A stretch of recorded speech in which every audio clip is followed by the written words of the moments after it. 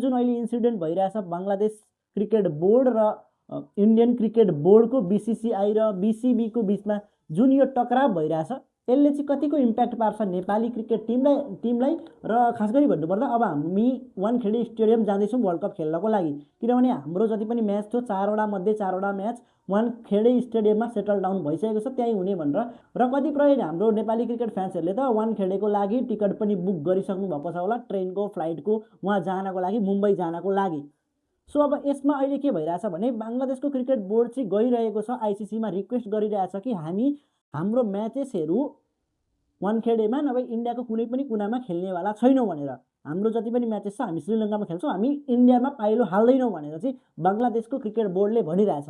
र यो इन्सिडेन्ट किन भयो र के हुन्छ, नेपालको भर्सेस बङ्गलादेशको म्याच के वानखेडे स्टेडियममै हुन्छ कि श्रीलङ्कामा हुन्छ, यो के हुन्छ अलिकति हामी एनालाइज गरौँ र एनालाइज गरे पछाडि आफ्नो ओपिनियन पनि हजुरहरू दिनु होला, किनभने अहिलेसम्म यो कुराको टुङ्गो भने लागिसकेको छैन।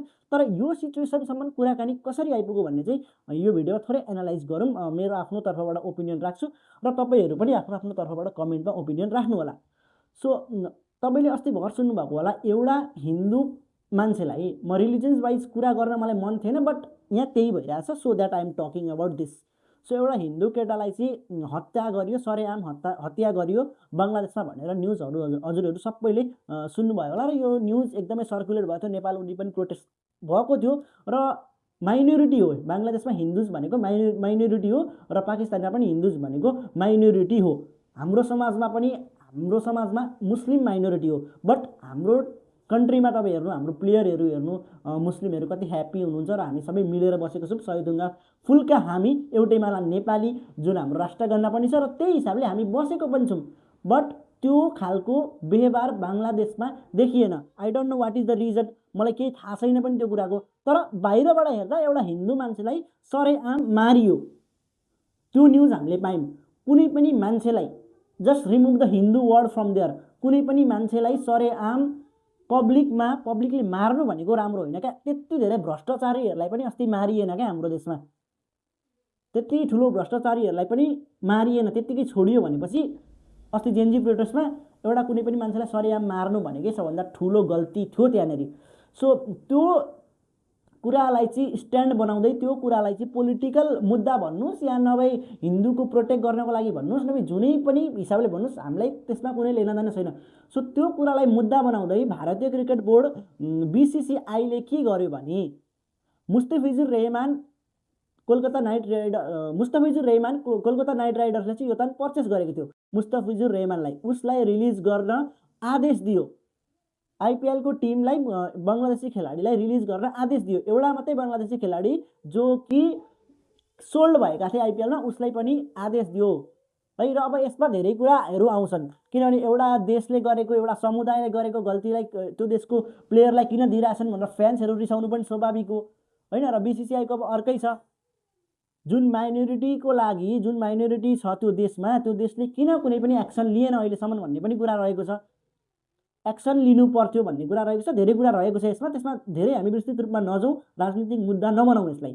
हामी क्रिकेटको पोइन्ट अफ भ्यूबाट हेरिरहेको छौँ भने क्रिकेटको पोइन्ट अफ भ्यूबाट हेर्नुपर्दा चाहिँ एउटा रङ स्टेप नै भन्छु म, किनभने दिस इज द स्पोर्ट्स र स्पोर्ट्स र पोलिटिकलाई चाहिँ हामीले त्यति धेरै घुसाउनु हुँदैन थियो क्या है। हामीले भन्दा नि इन्डियाले त्यति धेरै घुसाउनु हुँदैन थियो, जुन हिसाबको व्यवहार होइन इन्डियाले पाकिस्तानलाई देखाउने गर्छ है, र त्यो हिसाबको व्यवहार चाहिँ अब बङ्गलादेशलाई पनि देखाउँदै गएको छ।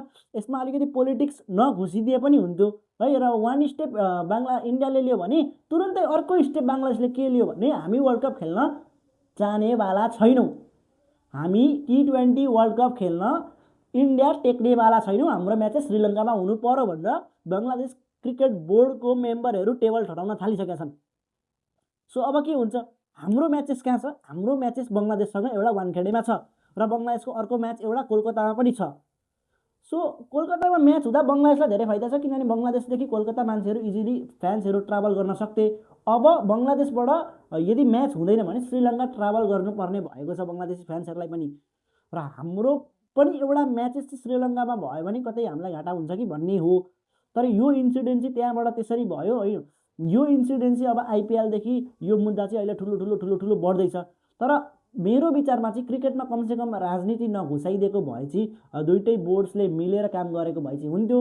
र जुन घटना बङ्गलादेशमा भयो त्यो प्रति चाहिँ मेरो एकदमै भर्सना व्यक्त गर्न चाहन्छु। यो मुद्दालाई चाहिँ अहिले राजनीतिकरण गरिएको छ र क्रिकेट प्लेयरहरू पनि चपेटामा पर्दैछन्। र अब नेपाली फ्यान्स वेट टिकट काट्दै हुन्छ भने अन्तिम म्याचको लागि चाहिँ अब बस्ने कि नबस्ने भनेर प्लान अलिकति हामी झकझोर झिकझिक भइरहेछ।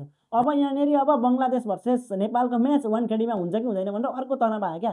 पुरै सेटल डाउन भएर एकदम फ्री माइन्डले चाहिँ हामी कहिले बस्नै नसक्ने भयौँ, हामीलाई यस्तो आउने भयो। सो लेट्स सी अब बिसिबीले चाहिँ आइसिसीलाई रिक्वेस्ट पठाउँदैछ र आइसिसीको तर्फबाट के आउँछ। अब आइसिसीको तर्फबाट आउँदाखेरि होइन तैँले इन्डियामै तिमीहरूले इन्डियामै म्याचेस खेल्नुपर्छ भन्यो भने त्यस पछाडि बिसिबीले कि वर्ल्ड कपै तिरस्कार गर्छ कि के गर्छ त्यो पनि हेर्न लायक कुरा हुनेछ। So with all updates I will come live stream र नभए म एउटा भिडियो नै बनाउँछु। तब